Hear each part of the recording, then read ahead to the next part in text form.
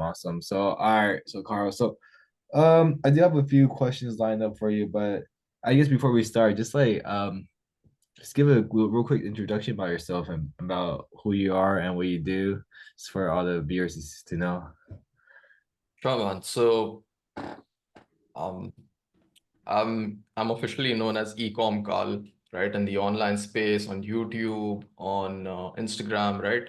But I've been pretty much doing this for like 5 years, right? Pretty much involved in the online space for literally 5 years, right? Initially, I was doing like YouTube back in 2018, 2019, right? Then pretty much stopped it for quite some time, and I was still like working on e-commerce on the back end, things like getting into ads managers, became a freelancer for quite some time, right, in the e-com space. And all the way from 2022 onwards, like I officially kickstarted the agency, right? And yeah, and then ever since, like we have helped like so many clients. We have helped like more than 53 clients plus Wow. overall. And yeah, like including myself, including the agency and clients revenue, we have generated more than $21 million online. And that's pretty much from an ad spend of under $6 million, right? Wow. And yeah, like there's so much sales that is unattributed because of tracking and software issues. But yeah, like that's the journey. And now officially, like around 4 to 5 months ago is when we launched a coaching program for e-com stores. And that's actually the current venture that we have, right? Wow. Awesome. Awesome. Wow. So I'm assuming you have like an agency that you run ads for e-commerce stores, right? Right. So we had an agency, but now we have fully transitioned into an e-com coaching business. Wow, okay.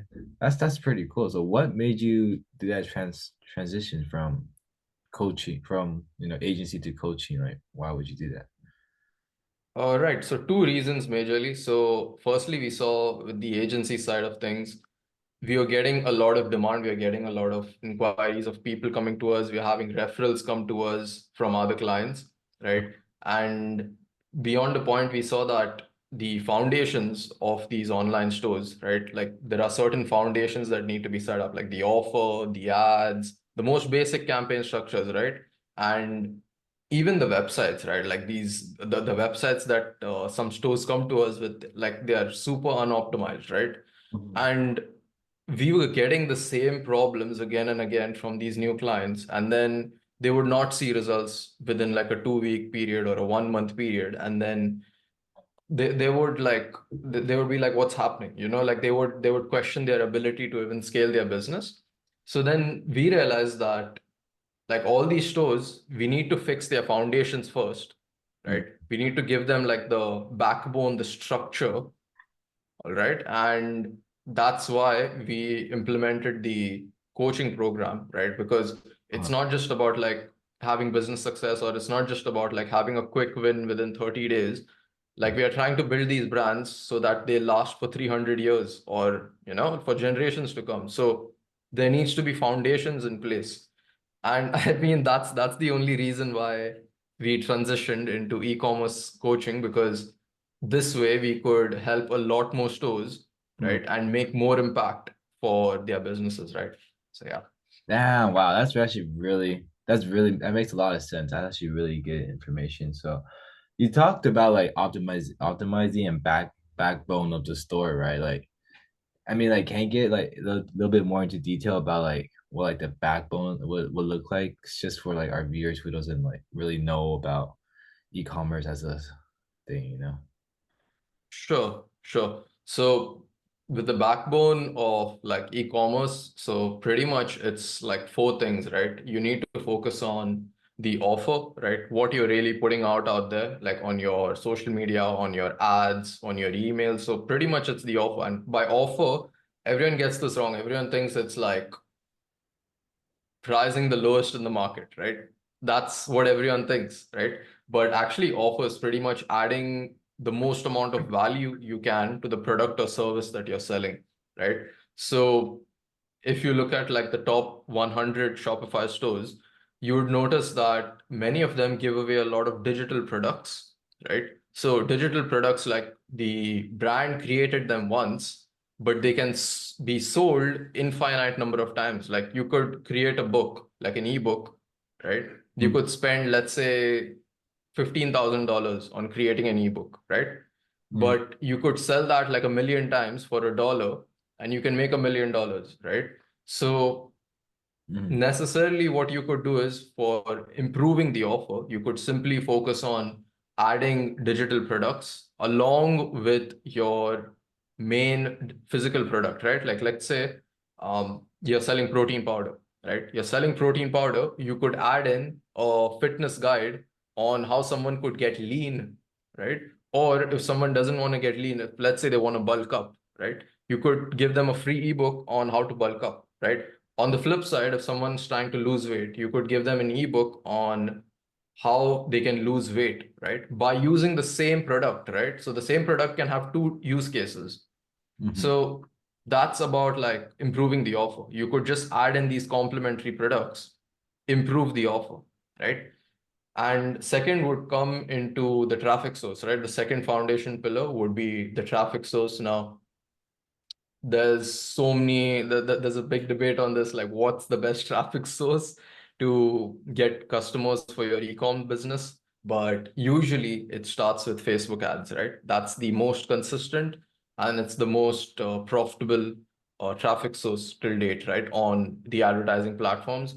mm, And currently there's a lot of AI, there's a lot of machine learning that's coming into these platforms, and most people think it's just about spending more, but it's not about spending more. It's actually about using the right creatives, right? Creatives is something that's being focused on in 2024, mm. right? Yes. Then third thing would be, the third foundational pillar would be a good product and a good niche, right? A good niche and product is what is key, Oh, right? So it's not only about advertising a store, or it's not only about advertising a product, but it's also about having a good product itself, right? If the product can sell itself, then you will have sales forever, mm, right? So that's the third one. And the fourth one would be retention, right? So because every advertising platform is getting saturated, right? Like there's no doubt about that. There are more and more players always entering the advertising platforms. There are more players always entering the digital atmosphere. And because of that, naturally, your costs of advertising is always going to increase forever, right?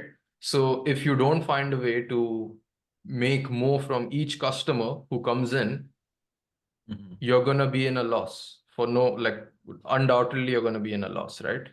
So the main thing we actually focus on is also customer retention for the clients, right?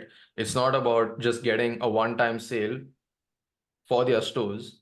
mm, It's also about like how we can help them improve their customer retention so that their customers are buying from them for like 3 years, 5 years, 10 years, right? mm. And yeah, like these are the most important foundational pillars, these four. So yeah. That's crazy. That's actually very interesting because so essentially that you had a social SMA, right? Before social media marketing Right. agency. Yeah, and you transitioned more to the coaching. So that's pretty cool. Like how large or how high were you able to scale your SMA before you transitioned? Right. So what I noticed was when I was scaling the SMMA, right, as I wanted to improve our client relations and our client experience, Mm, right, the margins kept dropping, right? So obviously, initially, like for everyone, as I started as a freelancer, it was like obviously like an 80% or a 70% margin. But then as we added on team members in the agency, the margins kept dropping to a point where it was like around 20 to 25%, right? mm, So that's honestly the range it was. And even for the coaching business, honestly, it's pretty much the same kinds of margins, right? It's around like that 35% margins, because like we know that there are so many players in the market that are having like these 80, 90% profit margin businesses. But then we are well aware that their client relations and their client experience is horrific, right? Mhm. And that's the reason why we focus heavily on the client and their full experience working with us. So yeah. Oh wow, that's very interesting. Okay. Oh wow. So wait, so how big was your team then? Like, was it like 30 people? You got like around like 30 staff, 50? Um, so yeah, like the staff size wasn't big, wasn't super big. In fact, on the agency side, it was around 4 to 5, right? That was the size. And even in the coaching right now, it's between like, let's say 8 to 10 people, right? Eight to Mm-hmm. ten, and that's both the internal team and the external team. So client relations team is completely different from our internal team, right? So there are obviously some team members who never see the client, Mm-hmm. right? Because they're just on the back end. But yeah, like in the agency, it was like between 4 to 5, Mm-hmm. and currently for the coaching, it's between 8 to 10. Mm-hmm. So yeah. That's crazy. So I'm sure like you're in e-commerce niche, so you know like Eddie Malouf, right? Are Yep. you like, friends with him or have you ever met him? Have you So met yeah, I've heard about him pretty recently actually, like around 3 months ago. I didn't hear about him prior to that, Mm-hmm. right? And even when I heard about him, it was actually through a friend, right, who's in the online space. This guy's doing like 400K a month, Wow. right? And he has like interacted with him and he has been to his events and things. And yeah, I mean, like these guys, when they are doing like Eddie Malouf, like don't quote me on this, but he's doing around like I think 2 million a month or something with his I agency. know. That's insane. Yeah. Yeah, so these guys, like, obviously, they have a very different procedure when they operate with their clients and things, and their retail is also pretty big as well. But yeah, like at that level, it's pretty much the brand name that sells itself. So yeah. Wow. That's crazy because I know Eddie. I had a friend who flew out to Georgia. He also went to agency founders and connected with Eddie Malouf. And like Joel Kaplan and everybody like that. So it's pretty wild. That's really cool. So, wow. So I'd say like, so are you liking more like coaching more or you're glad that you're in more the coaching niche now instead of the dealing with the SMMA and every day? Yeah, I believe like overall it's more streamlined now, Mm-hmm. right? Because Um, we have a fixed procedure that we install for every client into their business, right? Things are more aligned, things are more straightforward. Like it's a more repeatable process, I believe, right? With the agency, there's a lot of things that would be unaligned when the client gets started, right? And then fixing those things itself would take a while. And then obviously client results would get delayed. Yeah. But with the coaching, we are seeing that it's way faster for the client to install those things, right? There's lesser back and forth. And overall, they can pretty much see results, in fact, quicker than just the agency because every brand owner, every e-com store, they know their product better than us itself. Even though we are on the marketing side, we could like give them direction on the marketing, but then the product itself comes from them. And yeah, it's so much more easier now. It's more streamlined, and clients are seeing better results as well. So yeah. So I also see that you're making content on Instagram, like you're making your reels and everything like that. So what made you want to start making content about? Sure. So I noticed like with this whole space, like I've been in this space for like 5, 6 years, man. Like since 2018, 2018 December was when I posted my first YouTube video, honestly. And I've noticed that like the players who keep getting bigger are the ones who are posting content. Like I noticed it back then, right? And that's why I started like back then in the first like 3 months of me being on YouTube, I actually partnered up with like this fashion influencer and she pretty much like we got her like I think 1 million views in 30 days on her first 30 days of working with us, right? And she had like product affiliate links in the bio, and she made a ton from that. But the point is, like, I saw it early on that personal branding is the way, right? And that's the reason I got into the space, and even like building trust with clients, right? Building trust and them understanding like what we do, what our values are, what our client testimonials are, like this plays a very big impact into the whole client experience.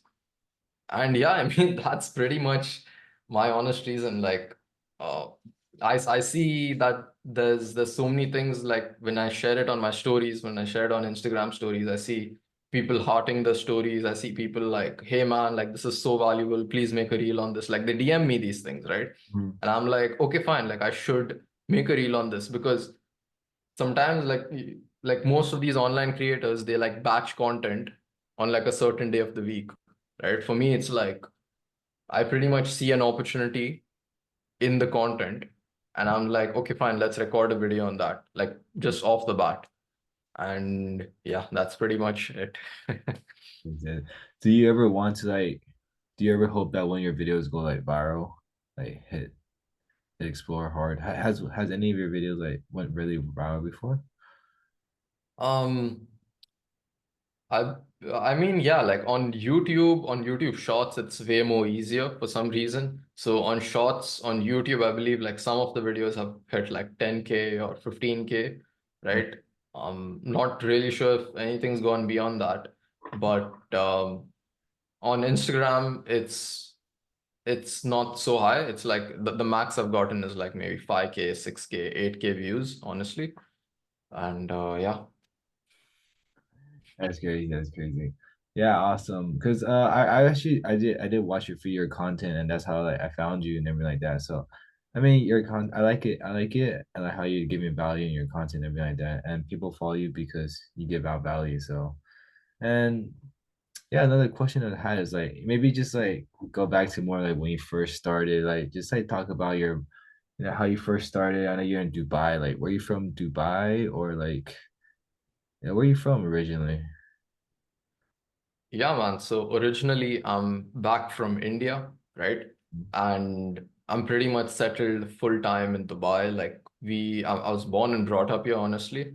And like it's been a journey, honestly. Like it's crazy to see how things can change, Mhm. right?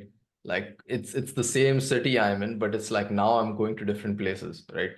So it's crazy to see how I've fully grown up in the city.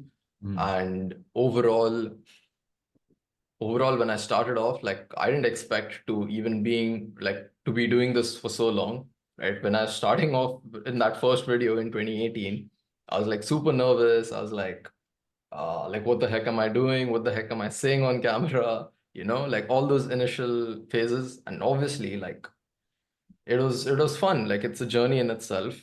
And I believe when I started shooting content like from 2018 December all the way to May 2019 for like 6 months.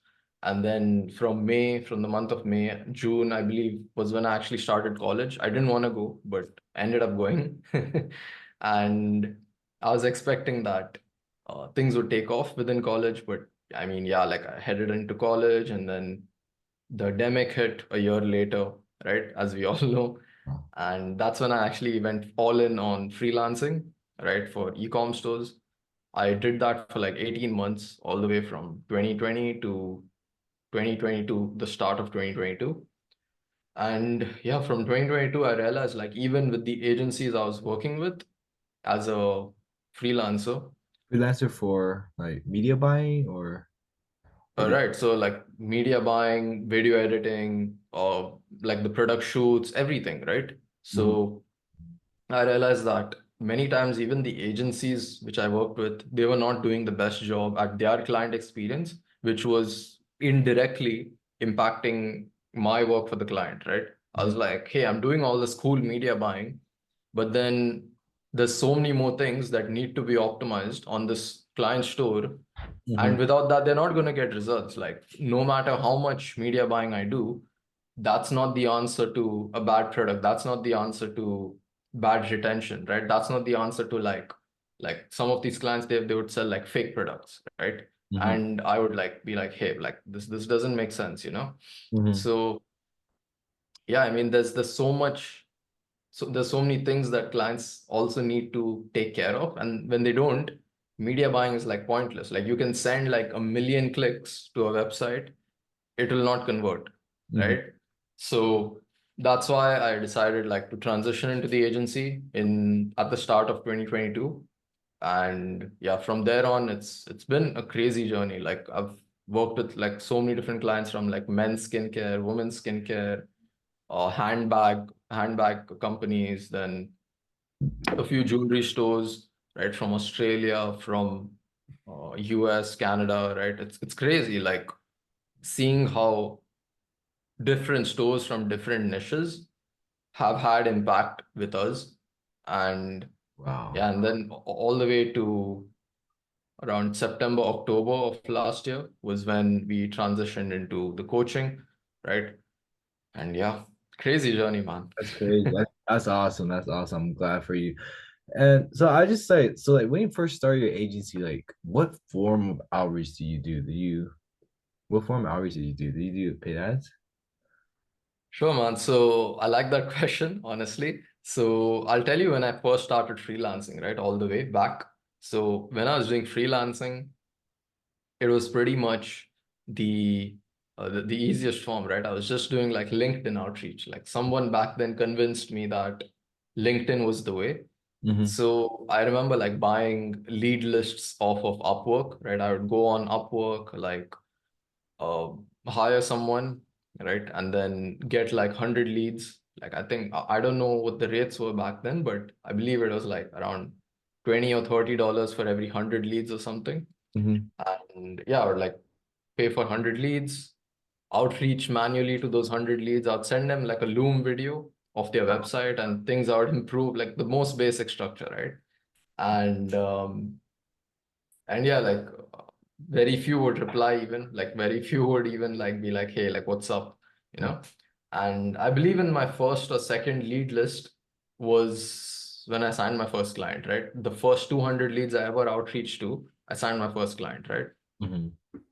But yeah, like back then I was doing like outreach to like maybe 10 people a day, because it was fully manual, right? There wasn't any automations in place. Mm-hmm. And it was literally me on a camera, speaking on the camera, Mm-hmm. telling them like, hey, this is wrong, change this. Hey, this is wrong, change this. Hey, this is wrong, change this. Like a 3-minute video. Oh, you did for And every single person. yeah, like fully manual, like every single Wow. person. Like I would go to their website, be like, hey, this is wrong, change this. And their LinkedIn profile would be on another tab. And yeah, like I would first obviously review the website before even going on camera. So yeah, it was a crazy Wow. process. That's crazy. That's actually insane. Doing for every single person is really that's a dedication right there. Yeah. Wow, I cannot imagine doing that. And so like I guess for like more than agency then I don't know if you're comfortable saying this, but like did you run paid ads or how did you like reach out for your agency? For the agency, right? So when I transitioned from freelancing to the agency, most of the clients came in through the existing agency referrals. Like the agency was already working with.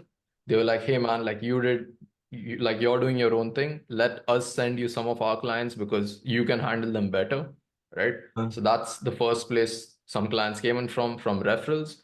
And then from there on, those clients who came in, we kept working with them, and then they saw our work. They were like, hey man, we got some friends who want to start, let us send you some referrals, right? So some more referrals came in that way, right? And even after that, we did run ads. Like honestly, we did run ads. Mm-hmm. And even with the ads we ran, like we would run an ad for like maybe a week or 2 weeks, get a ton of applications, and then stop running ads, right? Mm-hmm. Because obviously we would onboard clients, and then we would notice that, hey, like we cannot, one second.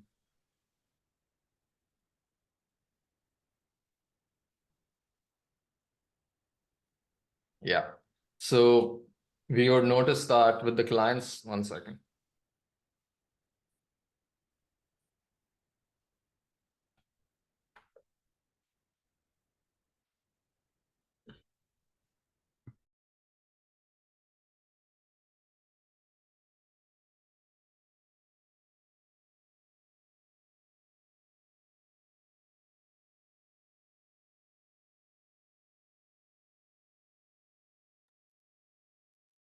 Yeah, man. So the main thing we would notice with the clients who would come in would be their systems weren't fully optimized, right? Like as I was saying, Hmm. they would come in, and even though we would onboard them, we would see that, hey, like now our client work is increased, so we need to like stop running these ads, or else we'll not be able to onboard these people, right, who are coming in. So then we stopped running the ads, and then yeah, every maybe once in 4 months or once in 3 months we would restart ads, onboard a few clients, stop running ads, restart ads. Like that would be the process. Yeah. And we preferred that slow growth because that way we know that the clients are getting good experience, right? They're having good experience, Mm. and if they have a good experience, they would naturally bring us more clients, right? Like one client would refer 5 clients, and I'm like, okay. Okay. So Okay. yeah. Wow, that's crazy. So you just run ads for like a week or two, and then just a bunch of leads come in, you just onboard them. Wow. So like, what was your ad like? Were you just like doing like call outs, but if you're an e-commerce owner, and listen up, we have a whole system that built out for you, essentially like that. Right. So with the ads, like we would obviously call out the demographic. We would call out like, hey, e-com store owners, are you looking for scaling with predictability, and you're looking to like fill up your store with like ready to buy customers? Mhm. Then hey, listen up, go ahead, click the link below, or we have this new system that we have set up where we can fully install it into your store and scale it up from there, right? So I mean, yeah, that would be pretty much the ad. We would either do it on our own website, or we would even do it on our social media directly, right? So either one of the places it would go in, yeah. That's awesome. That's awesome. That's great. So like, has it ever like gone to the point that it's so much that you guys can't handle? Yeah, like it's happened like so many times. Like sometimes it's pretty funny. Like sometimes we would have back-to-back calls with clients, and let's say like out of 10 calls in a day, because we have done 10 calls a day, right? Mhm. And out of 10, probably like three wouldn't be a good fit, right? And we know that we'd only be able to onboard, let's say, 4 clients in that specific day, right? And the 7 clients who were a good fit, out of 7 of them, two would onboard on the call, right? And the remaining 5 would be like, hey, like I need to think about it. And then I tell them, like, okay, fine, think about it, but we have only 2 slots left for today, right? And I'm gonna send you the invoice. You think about it, but by the time, like, if another client hops in, they pay in, we'll delete the link, right? We'll just cancel the link. It doesn't make sense, right?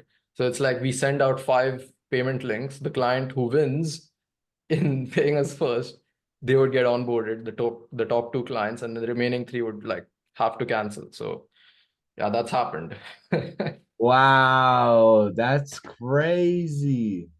That scarcity mindset is insane. The FOMO. Wow. So like, do you like handle all the calls, or like do you have closers, or do you have like, or you just like, how do the sales Right. go typically go? Like, All right. So it honestly depends on my schedule, right? So sometimes I would be creating like the strategy for the clients, how they would scale. So if I'm not doing that, only then I would take like the onboarding calls and the sales calls. If I am not, if I'm not focused on the strategy, I'm focused on the sales calls. If I'm not doing the sales calls, I'm probably doing the strategy. So it would be split between me and another closer, right? Obviously. And yeah, like even with the closer, like I tell them, like, hey, like don't implement scarcity. Like I don't want a client thinking that, oh, we are just another agency trying to like scam them or something. mhm. But it's a real thing. Like we cannot onboard more than 4 clients in a day, right? And probably even after we onboard them, we cannot onboard a new client for like 3 months or 4 months after that, right? Because work will be anyways filled up. And that's just the honest truth. Like sometimes clients don't want to hear the honest truth, right? So yeah, it's funny. That's insane. Wow. Wow, that's I never heard of that too. Like, like too much people that you can't like you're gonna send out to like five people, like whoever signs up first. That's a crazy mindset. Like I'm actually shocked. I'm genuinely shocked because I also have SMA business, but like I don't do I'm not in the e-commerce niche. I'm more in like the contractor niche, like roofing, HVAC. And what I've experienced, is just like talking to a bunch of old white guys and everything like that. So like those people they're like A type mentality. So like, it's kind of hard to like close these people because they all been like scammed before. So Mm. but like, well, what is like mostly your demographic like these e-commerce stores? Like, are they more like younger people, like middle age, like 30s or 20s? How old are these people that you're typically working with? Sure. So usually I've seen the best results come from the older demographic, right? So the individuals who are like usually I've seen above the age of 25 are the clients from which we get the best reviews and the best, pretty much the full process, right? The client experience is impeccable from there. And I believe it's like a more long-term mindset thinking is what they implement, and like the delayed gratification mindset, right? So obviously, like when you build a store, there's a lot of foundational work that needs to be done, as we spoke. So those are things like only like an older demographic understands, right? Usually I've seen like under 25 is when they want like a 3 hour win, like they want to win in 3 hours, not like 3 months, right? Mm, So yeah, I mean that's the normal process. And yeah, like I've had clients who are under 25, but even if they're under 25, they had that above 25 mindset, right? mm, So that's usually some things I've seen overall. And if you ask me like location and things, around 50% of the clients come in from US. The remaining, let's say 40% come in from Canada, Australia, Germany, and New Zealand, right? Canada, Australia, Germany, New Zealand, and UK, right? The remaining 40%. And like probably 10% come from like local contacts in Dubai itself. So yeah. awesome, awesome. So, let me think. Oh, I had a question in mind. Um, okay. Oh yeah, like targeting for your ads. Like, well, for when you run like your agency ads, did you do a targeting or you just like let Facebook just automatically target whoever they want? Um, I've done both, honestly. Like I have done the targeting on the specific interests around e-commerce, Uh-huh. right, itself, and like those kinds of things. But I've noticed that both of them work. It's not about the targeting, it's more so about the creative, right? Mm, If your image, if your video is speaking to that audience, right? Like if you're targeting e-com brand owners and your creative is about e-com brand owners, you will get leads and sales and calls, whatever, right?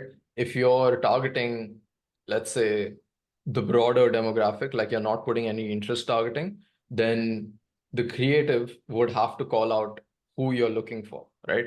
mm, So the creative would need to be like, hey, like this is an opportunity that can help you scale. You can start your store from zero, this and that. So that would be the way I would look at it.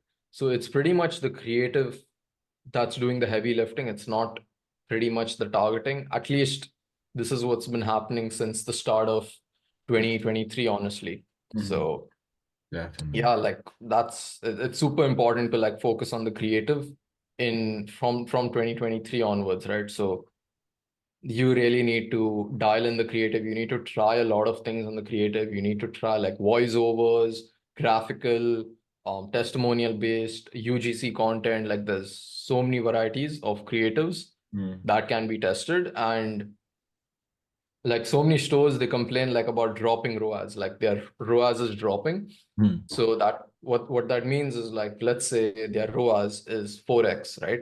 mm, They're doing like every $1 spent, they're getting $4 in revenue, mm, right? And they complain that it's dropping to like a 3x or a 2x, or I've seen stores come in with like a minus zero point 0.5 ROAS, right? So Hmm. that's like they spent $1, they generated like 50 cents in revenue, Hmm. right? So the main issue is the creative, right? Hmm. If you're not really switching up your creative often, Hmm. you're going to have a lot of issues with scaling. Okay, definitely. Yeah. So like, would you recommend like video ads work the best, right? Video ads work the best and image ads second, like direct offer. Okay. That's awesome. I was wondering, like, do you have any? I know you worked with many like stores before. Like, is there any like your top stores that you worked with that and maybe like you can like show us, just so like just to people, the audience, they can see that, oh wow, Ecom Carl worked with this store before. Wow, he's really him. Something like that. Let me check. I just have the dashboard here. Mm-hmm. I'd obviously be blurring out the name, but yeah, Mm-hmm. let me check that. Do you guys sign NDAs before you guys work together, or? Yeah, like we do sign because some of these clients, like they're not even like they're not just starting out in their business career. Like some of these clients, they are like super high net worth individuals and they don't even want to be known as the owner of a certain brand, right? Like the brand doesn't even have their face on it, Uh-huh. right? It's like how you have these faceless YouTube channels. It's like a faceless brand, right? Uh-huh. Obviously, the brand is represented by a digital creator, right? But the person funding the brand is a brand owner and he's completely not on that brand's feed Wow. at all, right? Like he's not even associated. He might have like 3 million followers on Instagram, but he'll never talk about his e-com store, right? So yeah, it's like even though he has all that attention and those views, he'll not even talk about the store. So I've seen those brand owners as well. And yeah, That's it's crazy. crazy. It's crazy.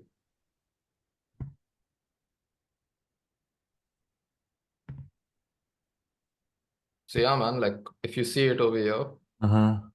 you'd see like just the first 2 weeks of the store of the month, Wow, we've actually done 54. like 54K, right? And that's like not a screenshot, right? It's for everyone asking. So yeah, That's crazy. 50. yeah, it's crazy, man. Like there's so many things that you can fix on the store. And once it's fixed, anything's possible, right? Like anything's possible. Like that's January of this year, just 1 week in Jan, 20K, right? So yeah, I mean, there's so much that can be improved, and the only shows that get these kinds of results are the ones who are willing to invest in themselves, right? Mhm. Like if you're not willing to invest in yourselves, you're probably investing in something that's not helping you, right? You're going to spend the money anyways. Like whatever money you invest in, let's say coaching, or you invest that in like books, or you invest that in courses, you're going to spend that money anyways, right? And if those things are not helping you, then you'd probably invest that money in something that's going to help you. So, I mean, that's the way I see it. Yeah. Wow, that's crazy. So, wow, that's insane. 20, 50, all in like 2 weeks too, right?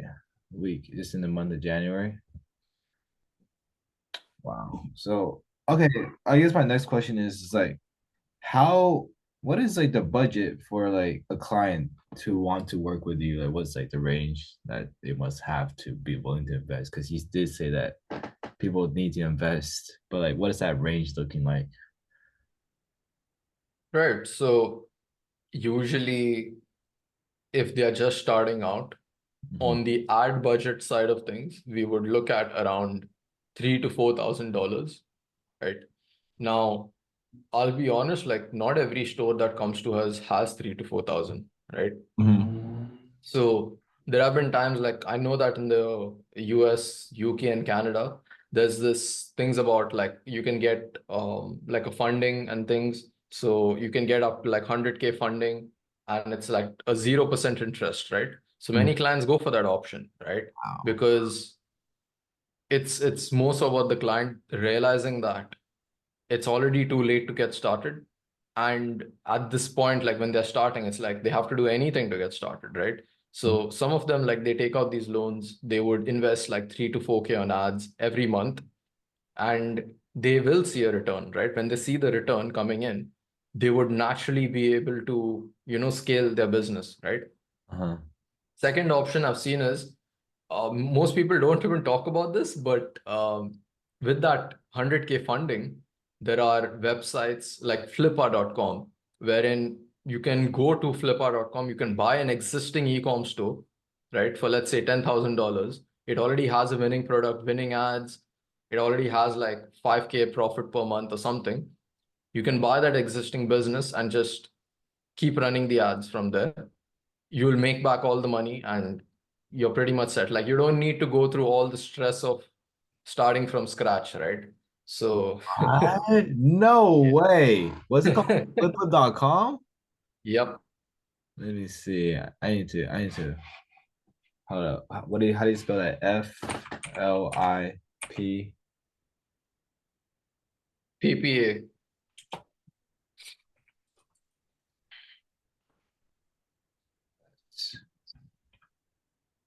Oh wow.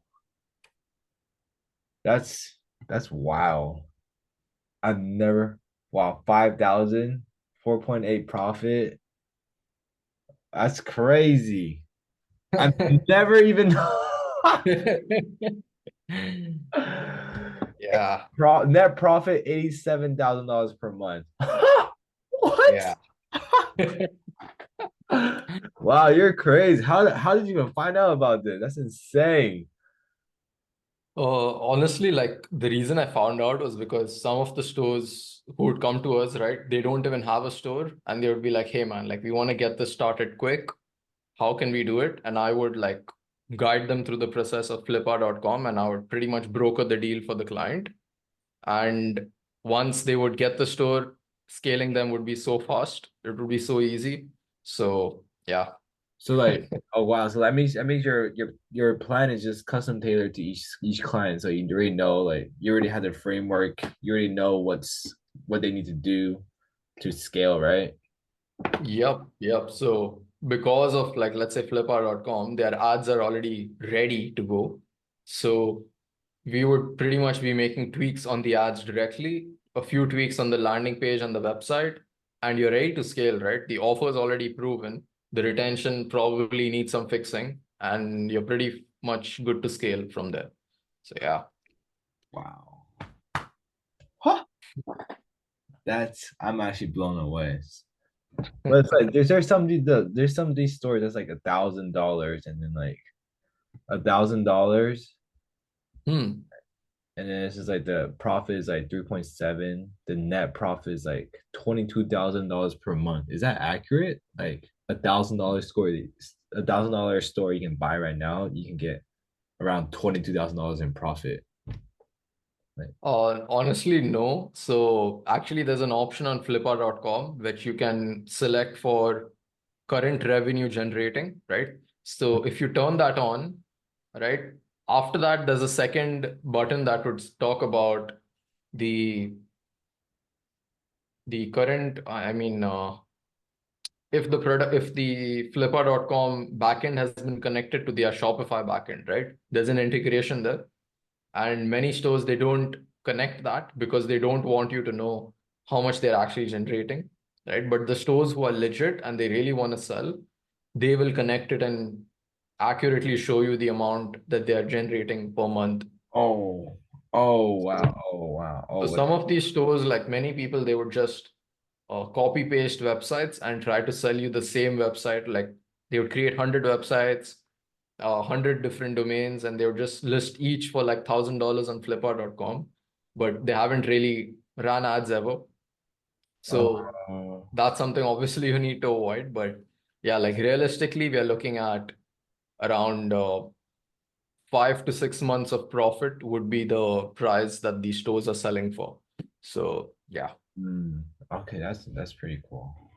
That's just something that definitely in the future, um, once I make some profit from from my agency, definitely I would love to. maybe buy a store off Flippa and maybe just like just connect with you and just hop on a call and see how we can get started. That's like definitely something that I'm looking forward to in the future because I definitely know that you know what you're talking about. And I'm sure the audience are just listening, just getting so much value from you.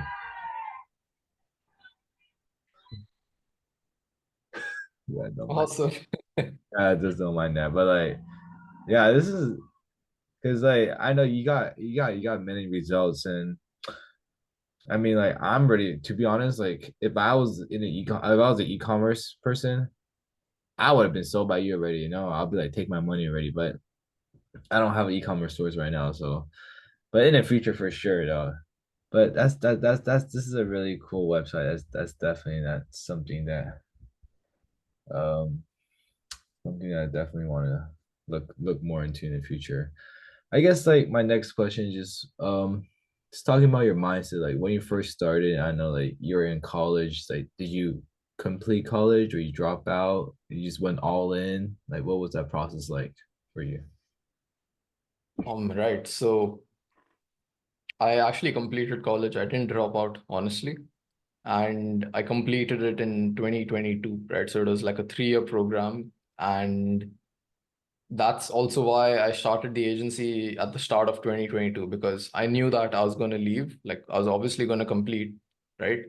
And I would obviously have a lot more time once I'm done. And yeah, that's the honest reason why I started the agency full-fledged in the start of 2022, so Mhm. that we were already ramping up clients, we were already enrolling clients in the roster. And by the time like I was done, it was like we were peaking just after I was done. And yeah, like it was such a smooth transition. And yeah. Awesome, awesome. I guess I had a question in mind. Um, what was I thinking? Because I mean, you had a really great story and everything. So, what was that? Oh my, I had a question in mind. I was like, the question, I cannot think about it. But I guess what was your major? What was your major in college? I was a marketing major, right? Obviously, I already like loved marketing in itself. Mhm. So I majored in marketing. And yeah, like most of the concepts that they were teaching me, I was like, I already implement this, man. Like you're teaching me ads, I already do ads. You're teaching So, me about like creative, I already do creative. You're teaching me about like the marketing ethics and things, I already implement that. So it was funny, but yeah, that was pretty interesting. so you pretty much think that. So you already like did everything because you were doing it already, but it was good to learn about it in school, right? So do you, I mean, yeah, like it has its own place, right? The experience of college has its own place, and it was fun in itself, right? So excluding even the things that I knew, there were a lot of things that I would not know as well.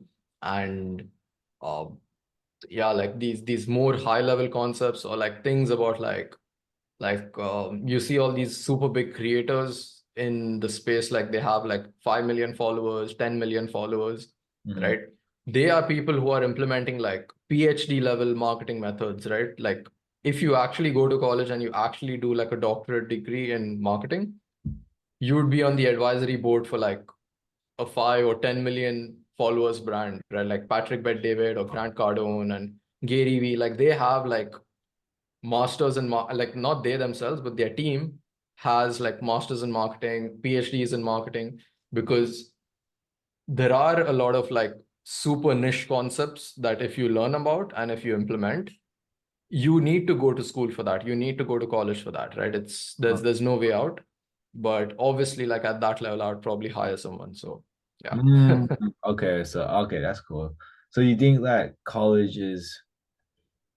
college was useful for you for those 3 years, or like do you think like you would have been like at a more like a better position if you didn't go to college because you already knew you were gonna do this agency thing? Do you think it was like more like a time commitment, or what do you think? I mean, honestly, like oh, college wouldn't take a lot of time for me to manage, right? Like I would be done probably like 3 to 5 hours a week, honestly. the rest of the time would be pretty much for the agency. Hmm. And even like it's pretty funny. Like I remember there would be times I would go on Upwork and I would get an assignment from college and I would go on Upwork and hire someone for like $5 or $10 and just outsource the assignment because I was like, hey man, like I already have client work to deal with. I can't deal with this college assignment that's going to take me like maybe 5 hours to complete or something. So, and these people like they're smart. They can get it done in like 30 minutes, right? So I was like, hey, let's just get some leverage from here and let's keep scaling the agency. So, That is yeah. so smart. That's so smart. That's actually Upwork. Oh my gosh, that's so smart. Because like I have a friend who like he did like what you did, but he went an online job PH and he hired somebody and then like she failed. It's like his assignment. So like now I'm just like pretty skeptical, but I guess Upwork is where you find it for $5, and then just get that done. No, Wow. not it depends, right? Like some tasks would actually be smaller, right? Mhm. But if it was like a bigger task, like it would go to like maybe 30, 50. But I was like, still it's worth it, you know? Uh-huh. So yeah. That's smart. That's so smart. Cause yeah, that's definitely like something I wanted to do before, like just outsource it. But I was like, damn, it's kind of, is it worth it? But I mean, like, if it's for the, is it for if it's for the agency, we're for scaling, like the you got time, you gotta put your time to which ones are like my revenue generating activities, right? You gotta do more revenue generating activities, not doing schoolwork. That's, that's funny. So like right now, like you're in Dubai, like how's like your lifestyle like? Just like talk about a little like how how you scaled your agency. So like now, what kind of lifestyle do you have? Just give us some more. Um, I mean, How's at it? the moment, I'll tell you a little bit about the schedule, right? So currently I sleep between let's say 1 to 2 a.m. every night, right? And that's honestly the time when I get some good focused work done from like let's say 10 p.m. to 1 a.m. is when I get a lot of focused work done. Mhm. And some of the clients who are also in the US, right? We have calls between that 10 p.m. to 1 a.m. Dubai time sort of time. Mhm. And that's the first thing. Second thing is like I sleep by 2, wake up by let's say 10 a.m., right? 2 to 10, around 8 hours. From there on, it's pretty much like work sessions all the way to 2 p.m. I fast pretty much 16 hours a day, right? And yeah, it's like I directly eat lunch by let's say 2 p.m. So 2 to 3 would be a lunch break. 3 to 6 would be another batch of work, right? So that would be like 3 hours of work, and then 6 to 7 or 7:30 would be like a gym session. And yeah, I mean that's then I take like a 2 hour break, get probably dinner in at around 10, and then yeah, 10 to 1 a.m. would be roughly a time where there would be like a few client meetings. It really depends. Sometimes that's also time where I do like script writing for YouTube, for Instagram. And yeah, that's like it's a pretty slack time between 10 p.m. to 1 a.m. So only if it's a really urgent client meeting, I'll take it, or else I'll push it for the next day. Mm. So yeah. That's crazy. Like, wow, because you work a lot. So like, can you tell me like how do you stay so consistent? Like, how what goes into your mind? Like when you're like sometimes you're just like not doing work. Like, what makes you like get on your ass, be like, oh, I need to do this. I need to be working. I need to be making money. Like, what goes through your mind? How do you do that? Right. So I actually very recently, around 3 weeks ago, I started using this app, right? It's called Focus Mate, right? And it's super useful, right? What's it called? It's Focus Mate, Oh no. right? So they give you like 3 sessions for free when you start off, but after that, it gets into like a subscription plan.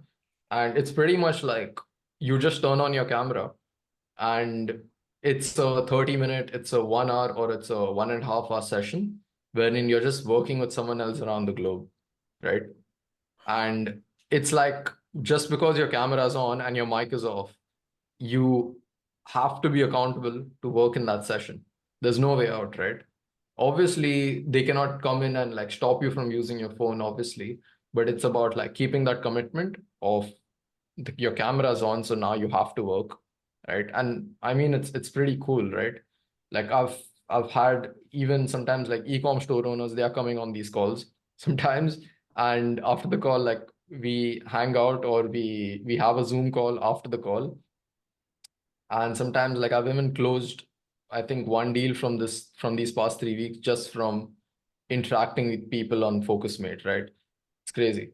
Oh, you close clients from FocusMate. Yeah, like just out of the blue, like some client he came in, he's like, "Hi, hey, I'm working on like emails today for my e-com store." I was like, "Oh, you have an e-com store? Let's discuss after."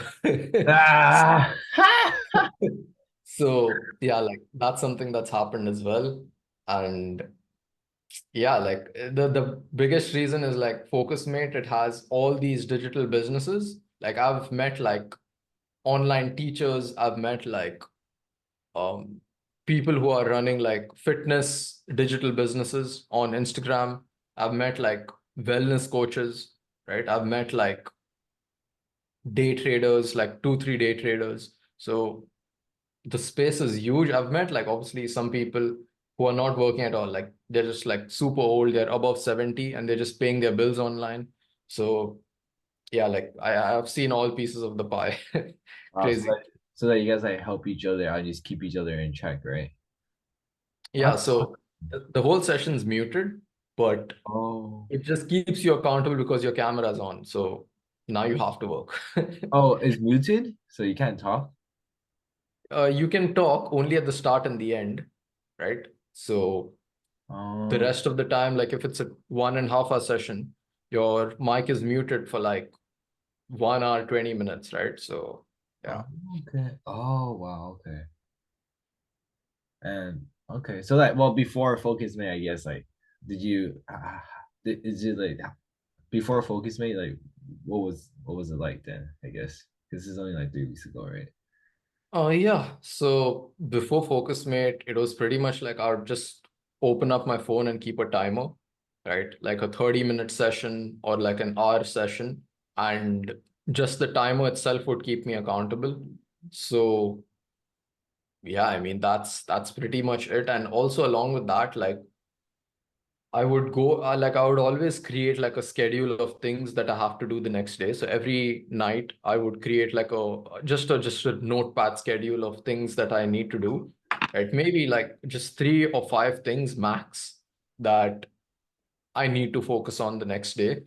Mhm. And when that's done, when I wake up in the morning, I already know that I have these 5 things to complete, Mhm. and I just start the day. Like there's for me, it's more so about like I think about what's going to happen if I don't complete those 5 things, right? Oh, And that itself fuels me to do those 5 things. Like I don't need to think about what I'm going to get from doing these 5 things. It's more so like, what am I going to lose if I don't do these 5 things? So yeah, it's that's how I frame it. ah, what am I gonna lose?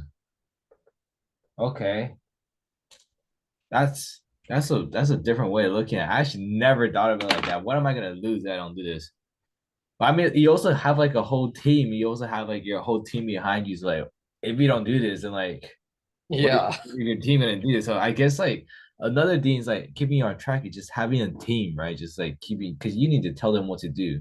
And if you don't, if you're not on the top of your things, then like who are they gonna be looking after their leader, right? You know?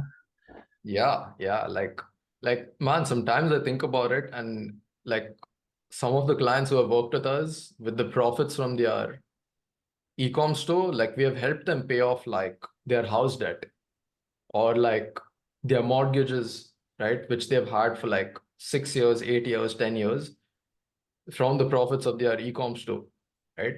And sometimes it's like we see them going on holidays with their family, traveling abroad, and I'm like, okay, my work is impacting them to go on a holiday with their family or like pay for their loved ones and pay for their trips. And this is also the reason why like I even do the whole e-com thing, right? Like I could be doing anything, right?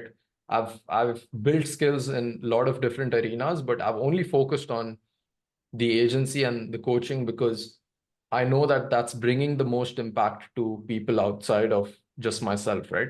I can do like a billion different things offline and I know I'll still be successful, but I choose to do it this way because it's impacting people beyond just the money, right? Like their lives are changing, they're buying new houses, they're going to new places, their relationships are improving with their family, with their kids, with their parents maybe, and even like the team, right? Like when I work with the team, I see that like, hey, like sometimes it like even though we have like a certain pricing structure between me and the team, I Mhm. would just randomly send them out bonuses, like just like that out of the blue, because it may not like that bonus, it will not be a very big impact to me personally, the amount I send them, but I know that for them, it is a big impact, right? Like it would really help them uh, like have some fun time with their family, go out, have an extra meal outside, have an extra dinner outside, right?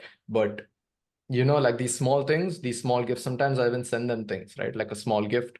I would just send them something because, hey man, they're working hard for me. They take care of my mental peace, my mental solitude. Mhm. So I just help them out sometimes. Oh. And yeah, like that, I believe like having that fluid company culture is very important. Mhm. And yeah, like honestly, it um another concept that I recently learned is like getting in debt, right? Like so it's a crazy concept, but if you think about it, Mhm. the maximum amount of money you have ever made in your life is probably going to be very close to the maximum amount of money you have been in debt in. Mhm. Like it's slightly a crazy concept, but I've thought about it. The maximum amount of money I've ever made is very close to the max amount of money I've been in debt in, right? So, like if you think about it, like if tomorrow or the next week you were to get like a crazy medical bill from a close family member, right? You'll figure out how to bring that money. You'll figure out how to make that money in that 1 week, right? Like you're gonna figure it out. Yeah.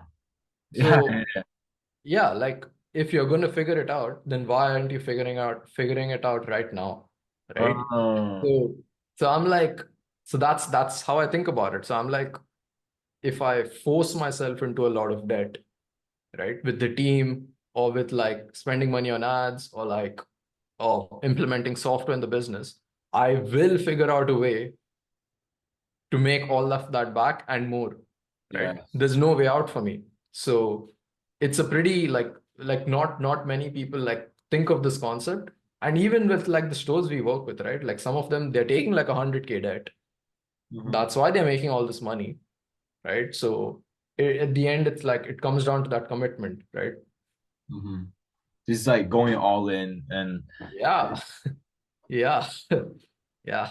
having that debt is just like, all right, man, like you're fucked. Like you're screwed essentially. Like if you don't do anything, so you better do something, you know? Just force it. Ah, okay, that's crazy. Okay, that's awesome. So I mean another question I had is like since I know right now you're doing more coaching, but like back when you had an agency, were you making the ads for your clients or they were making it themselves? Like, do you have like a studio just make the nice product video or? Right. So there's two ways we would do it. All Mhm. right. So, firstly, because I'm primarily in Dubai, right? Obviously, we have team members all around the world, right? And depending on, let's say, the client's location, right? Like sometimes the client would be, let's say, in California, right? If they're based in California, I'm in Dubai, like I cannot travel for that product shoot. It's not going to make sense. So, the two ways it would work out from there would be either in the first case, if the client already has done a product shoot, that's perfect, right? They would already have like videos ready to go. We would take all those assets through Google Drive. On the second side, it would be pretty much if they don't have any products or if they don't have a shoot done, we would obviously help them select a product, right? Once they've selected the product, we would go into the shoots, right? So how you do the shoots is usually we have a list of like a lot of digital creators, influencers, right? Who would be situated within US, right?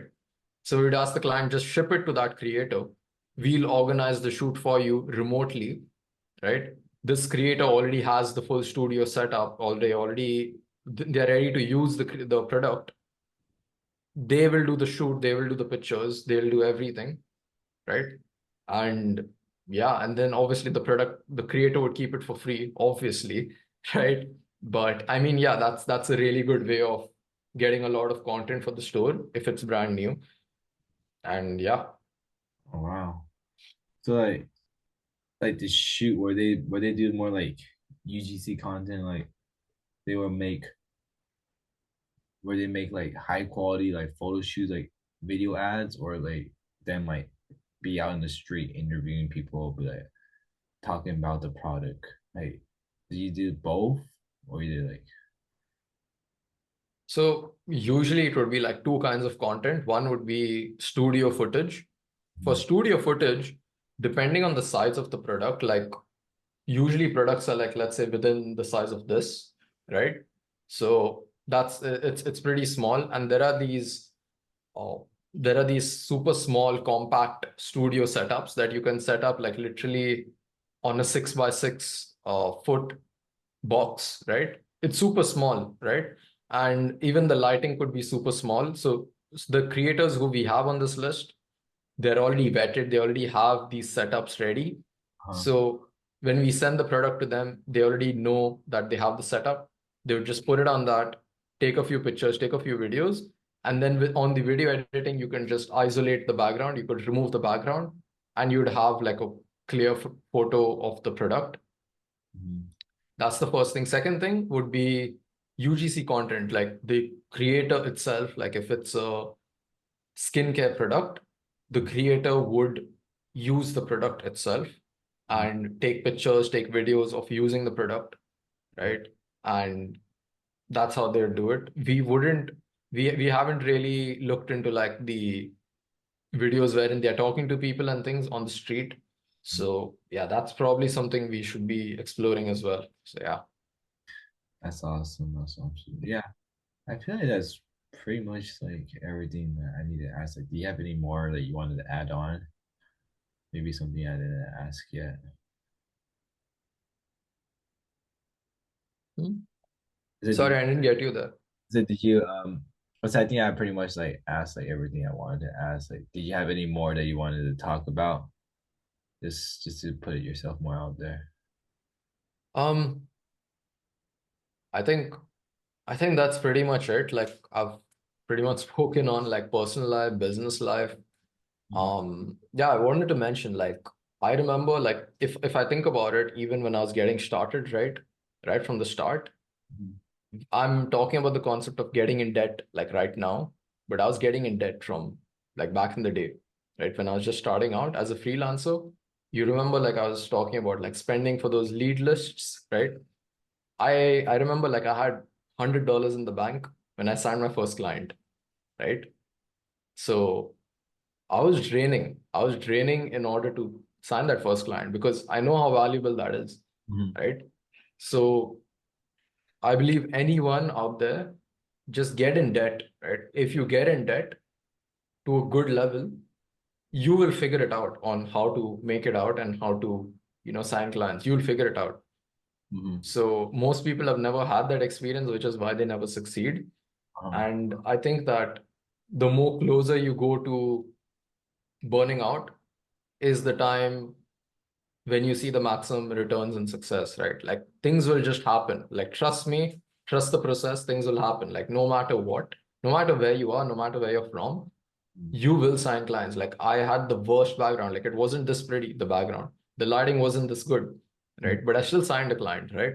So I mean, yeah, man, like it's crazy how many things we limit ourselves with, but um, the limits are endless, right? Like I just read a David Goggins quote like 2 days ago. He said that I don't know if you've heard about him, Oh, I know David Goggins. Oh, I know. David Goggins. Yeah. So he, I believe, used to be ex-military, Ex-Navy. and he he said something. He's like, whenever you're hitting the gym or you're running a marathon and your mind tells you you're tired or like you have to give up, right? Mm-hmm. That is just your brain giving you a signal when you're 40% done, Mm-hmm. right? Like, let's say you're running a marathon and you have ran 4 kilometers and your mind's like, hey, I'm done. Mm-hmm. You could possibly hit another 6 kilometers and you're not going to fall down, Mm-hmm. right? So I believe it's like the mental fortitude, the mental like battle you have within your head. If you can break through that, you could hit like another 6 kilometers, right? And that's going for business, that's going for fitness, that's going for like relationships, money, anything, right? Mm-hmm. So yeah, that's the 2 cents I wanted to give the audience and give the viewers. Like, there's so much potential that's hiding. You just need to like pull back the curtain and dive in. Wow, that's crazy. The Wow, the breakthrough, the mindset. Because like when you signed your first client, you're like, that's crazy. You only had like 100 in the bank account. Like, what was going through your mind? Like, isn't it bad to be thinking that, oh wait, I need to close, I need to close. Isn't that bad for your mindset? Because you're be sounding too needy. I mean, the way I see it is like you don't know what you don't know, right? Like, you will never be able to judge a situation until you have been in it. You'll never be able to Mm-hmm. fully know how something feels unless you're in it in real time, Mm-hmm. right? That's just how I look at it. So I don't think it's a bad thing, honestly. Like, if you're in that place of almost getting burnt, because that's when you have the biggest realizations. Like, things will happen in an instant, right? Like, for example, people break up in an instant. Mm-hmm. People buy $100,000 car or a $5 million car in an instant, Mm-hmm. right? So the biggest decisions we make in life, or the biggest things that change in our lives and our minds, happen in an instant, Mm-hmm. right? And if you're operating in life in the most common situations, like if you're just doing the regular things in life, you're not going to those extremes, right? The biggest changes in life happen on those extremes, right? Like, you only gain a lot of muscle when you actually fatigue your muscle in the gym. So if you're not operating at those extremes, you're probably not going to have extreme growth. Yeah. So that's how I see it. Like, the closer you come to an extreme, it's in fact more beneficial, because it's a more rare experience. Like, the more rare experiences you have, the more you'll experience rare growth, right? Because both those things are rare, right? Like, Mm-hmm. only 1 in 1,000 or 1 in 10,000 people have such growth. And Mm-hmm. if you want to be in that crowd, you want to be in the 1%, you need to go through those experiences of the 1% in order to have that growth. So Wow. yeah. Yeah, that's crazy. Yeah, extremes. Yeah, that's for sure. Like, I think that's one thing I struggle for sure. I don't think like I've gone. I mean, I've gone. I've done like periods like I gone extreme for sure. Then I feel like I burned out everything because I mean this is like my experience with my agency. So I mean I did like cold email at first, and then I got sales calls and like all of that. But like I talked to like a bunch of just like old white guys and they all been like scammed by marketing companies and they don't trust everything, the not like, oh, it's too expensive, whatever. Like I also didn't have any testimonials or anything. So I didn't really have any like it was really hard for me to close a client. Then I found like a closer who's pretty good. He's like also like kind of older and also white. So I guess like finding a person that's like your target audience allows you to just like relate, allows them to just like for the sales call to go way better. And that's how I got my first few clients actually. And I also learned through the process that like there's just a lot about like ads and creatives like that too. So right now I'm in the process of just like editing my video ads so I can get it launched, and I'm about to start my video ads, launching my video ads soon on Facebook. So I'm excited to see where it goes. And that's where I'm at right now. But I'm just like, there's a lot more things that I need to do, but I really want to get everything right. But I don't think that's a good mindset because I just know I won't get everything right in the first time. So yeah, that's like pretty much where I'm at. Like, do you have any like suggestions or advice for me? Like, since like, knowing my situation, I know you've probably been that's my situation before. Like, what would you say? What would you suggest? Advice. Right. Right. So I would say like always making a decision is better than making the right decision, right? You'll never ever know if a decision is right until you make one, right? And you either win or you learn, Mm-hmm. right? Any decision you make ever, you either win and you get what you want out of it, Mm-hmm. or you learn from it. And Mm-hmm. if you learn from it, you're already closer to your win, right? Mm. So that's how I see it. Like even if you lose some budget, or the ad doesn't convert, or your ad account gets banned, or like whatever issue comes up, right? You will learn from it. You will learn, look, like if let's say your ad account gets banned, you will learn what not to say in the creative. You will learn what not to put in your ad copy. You will learn what not to put in your video, right? Mm-hmm. If let's say the ad's not converting, you'll learn that that's not what you need to say in the ad. You need to say something different. You need to change the messaging. You will learn that, right? So everything you fail at, you end up learning something, right? And if you're not learning, like that's the whole point of failing, right? If you fail, you will learn, right? So like I've personally tried like more than 10 different business models in the past 4 years, right? But I failed at many of those, honestly. And after all those fails, and after all, like obviously these are not things that I would do along with the agency. It would pretty much be like a 1 hour per week thing. I would try different things. Mm-hmm. Obviously, many of them failed, right? Mm-hmm. And because I would fail at those things, I would realize that, hey, like I already have a business going, I already have like an agency going, a coaching business going. Let's continue scale what's winning, right? If something's working, you just focus on that, right?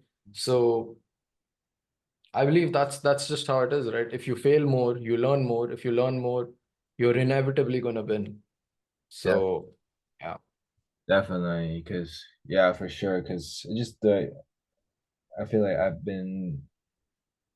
I talked to like a few like also agency owners too, including you, but another person I talked to was this guy named Eduardo. He runs he has like a 200K per month agency, so like he was very like helpful. He would hop on like a call like for an hour and some, and then he just like told me everything too. So I really appreciate like you guys just like you guys are up here, you guys already made it, and just hopping on a podcast, just like talking with me and just helping me out and everything like that. Just like talking about mindset and just about your journey too, because like just for like the viewers too, everybody who's like stuck in their current situation, they want to get out. Like I mean, like Carl, like it's not easy, but just do hard work and just dedication and just all these sacrifices too. Like one day, maybe it's not today, maybe not tomorrow, but one day for sure, we're gonna yeah, be at the position that you're gonna be at, Carl. Like yeah, definitely, like one day I'm gonna come out to Dubai, probably like near future, and I'll hit you up, Carl. We got definitely gotta hang out. You gotta show me around Dubai, show me what's up, right? definitely, definitely, man. And like honestly, it it's the process is like a mental battle. If you can fix that, you can fight it. Anything's possible, right? Yes, sir. Oh my gosh. Yeah, you're inspirational, man. I love that. I'm so glad that we were able to reschedule. If I was because like today it was like 6 a.m. I didn't really feel like Okay. I would like have the most potential about having the most energy, but like right now, maybe like it's like 12:30 a.m. for me, but like that's like pretty much deep work time for you. So yeah, for sure, Carl. Like I really appreciate you for just hopping on well around like an hour 30 and just spitting game, just spitting value just for me and just for everybody who's gonna be watching. And I guess that's pretty much it. Like any last words, like just like plug your Instagram or YouTube, everything. Yeah, sure. So anyone watching, if you guys like want to learn more about getting started with your e-com store and taking it off the ground, you can always check me out on YouTube and Instagram, right? I go by Ecom Carl, and that's at the rate ECOMCARL, right? So you can look me up anywhere, and those are the two platforms where I'm most active. Yeah. All right, for sure. All right, Carl, it's around 12:30 a.m. here, so I'm just gonna end it here. But I really appreciate you for just coming on and taking your time out of the day. I know you're very busy and all that. And I'm gonna keep on keeping in contact with you, just like watching your stories. I know you got like hella meetings and everything like that, so I'm glad you're able to just keep on going. Awesome, man. Cheers, man. All right, for Awesome. sure. Great to be here.